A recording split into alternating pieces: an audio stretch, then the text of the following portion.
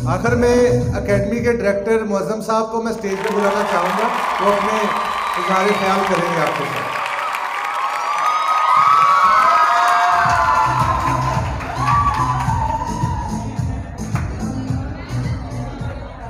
अस्सलाम वालेकुम। सबसे पहले मैं आप सबका बहुत शुक्रगुज़ार हूँ, स्पेशली जो हमारे गेस्ट हैं और वो बच्चे जिन्होंने टैबलोज़ वगैरह किए और मुख्तलिफ़ एक्टिविटीज़ में पार्टिसिपेट किया। मैं आपको आज एक मेन पॉइंट जो कि ज़िंदगी का बहुत अहम हिस्सा होता है वो आपको जो है उसके साथ उस पॉइंट को डिस्कस करना चाह रहा हूँ। आपकी ज़िंदगी का जो सबसे मेन हिस्सा है वो ये है कि ज़िंदगी में कामयाबी हासिल करने के लिए सबसे पहला जो काम आपने करना है वो अपने आप को डिस्कवर करना है। Discover yourself. जैसे आप देखते हैं कि जहाज़ जो है वो उड़ने के लिए बना होता है, गाड़ी जो है वो रोड पे भागने के लिए बनी है, बल्ब जो है ये रोशनी देने के लिए बना है, इवन कि ये माइक है ये भी जो है साउंड सिस्टम जो है ये भी किसी मकसद के लिए बना है। दुनिया में कोई ऐसी चीज़ नहीं है जिसको अल्लाह ताला ने बग़ैर किसी मकसद के बनाया हो। तो फिर आप कैसे ये पॉसिबल हो सकता है कि आप जो हैं वो इस दुनिया में बेमायनी हैं, बेमकसद हैं। ऐसे ही मूसा अलैहिस्सलाम जब अल्लाह ताला से हम कलाम होते थे तो एक दिन मूसा अलैहिस्सलाम जो है वो अल्लाह ताला से हम कलाम थे, गुफ्तगू कर रहे थे। तो मूसा अलैहिस्सलाम ने अल्लाह ताला से फरमाया कि मैं कल छिपकली को बड़े गौर से देख रहा था, ऐ अल्लाह इस छिपकली को तूने क्यों बनाया है? तो अल्लाह ताला आगे से फरमाते हैं कि ऐ मूसा, कल ये छिपकली भी मुझसे यही पूछ रही थी कि तूने मूसा को क्यों बनाया। तो कोई भी चीज़ ऐसी दुनिया में नहीं है जिसको बिला वजह अल्लाह ताला ने तख्लीक किया हो। हर चीज़ का कोई ना कोई मकसद है। हम इंसान हैं, हम लोगों का भी दुनिया में आने का कोई ना कोई मकसद है, सिर्फ उस मकसद को डिस्कवर करना हमारा काम है। तो सबसे पहला काम है कि अपने आप को डिस्कवर करें, पहचानें कि आप जो हैं वो किस काम के लिए बने हैं।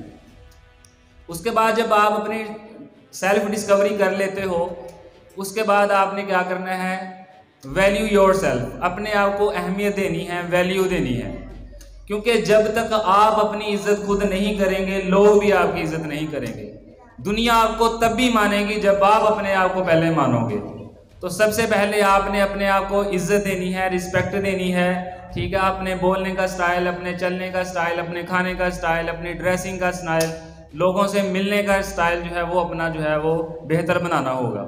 पहले खुद की वैल्यू बढ़ानी होगी। जब आप अपनी नज़र में आला ज़रफ़ इंसान बन जाएंगे फिर ही जो है दुनिया आपको मानना शुरू कर देगी। अपने आप को जो है वो आपने बेहतर से बेहतरीन की तरफ लेके जाना है।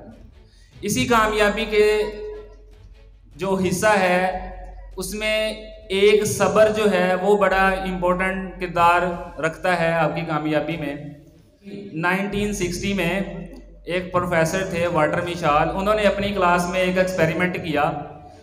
उन्होंने एक्सपेरिमेंट ये किया कि उन्होंने मार्शमैलो टॉफ़ी जो थी वो अपने बच्चों को डिस्ट्रीब्यूट की, अपने बच्चों को दी और अपने बच्चों से ये कहा कि जो बच्चा अगले 10 मिनट तक ये टॉफ़ी जो है वो नहीं खाएगा उसको 2 टॉफ़ीज़ और मिलेंगी। ये कहकर वो क्लास से चले गए।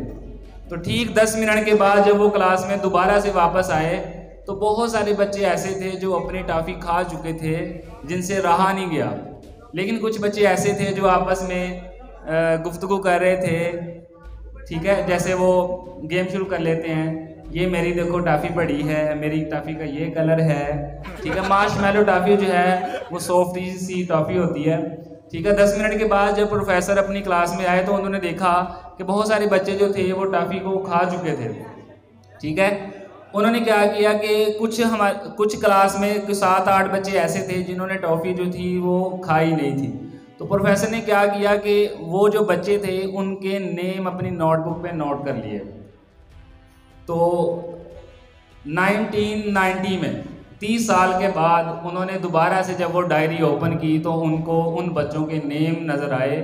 उन्होंने जब उन बच्चों को ढूंढा तो वो जो 7-8 बच्चे थे जिन्होंने सब्र किया, जिन्होंने 10 मिनट का सब्र किया, वो आला ओहदों पे मौजूद थे।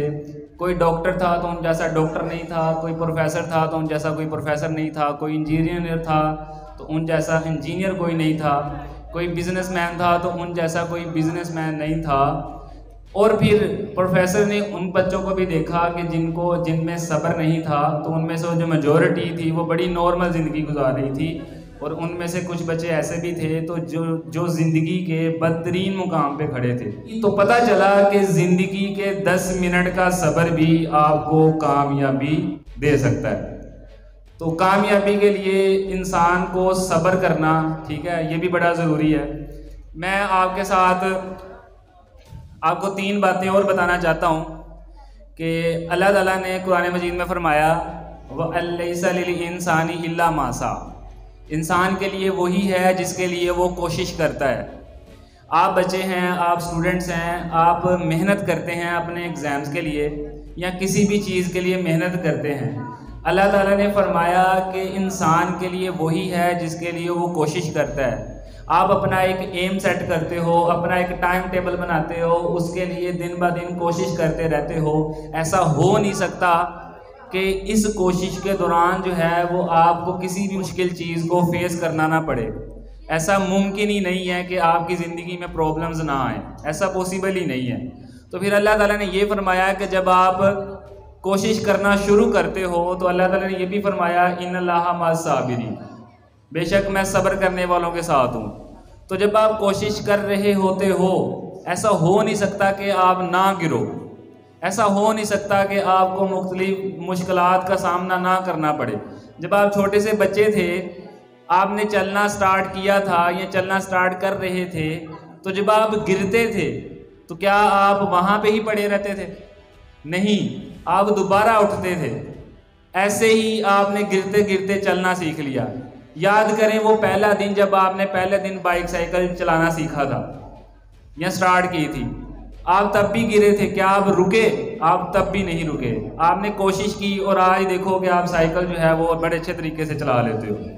इसी तरह ज़िंदगी के बहुत सारे मामलात होते हैं जिसके लिए आप कोशिश कर रहे होते हो और ज़िंदगी आपको गिराती है, लेकिन उठने का ऑप्शन सिर्फ आपके पास होता है। और यकीन करिए, जो बंदा गिरने के बाद दोबारा उठता है, कामयाबी उसी के हिस्से में आती है। तो ज़िंदगी बहुत हसीन भी है, खूबसूरत भी है, और इसे जीना सीखिए। और एट द एंड आप सबके लिए मेरी दुआ है कि अल्लाह ताला आप सबको ज़िंदगी के हर इम्तिहान में कामयाब करे। अल्लाह ताला आप सबका हामी व नासिर हो। जज़ाकल्लाह।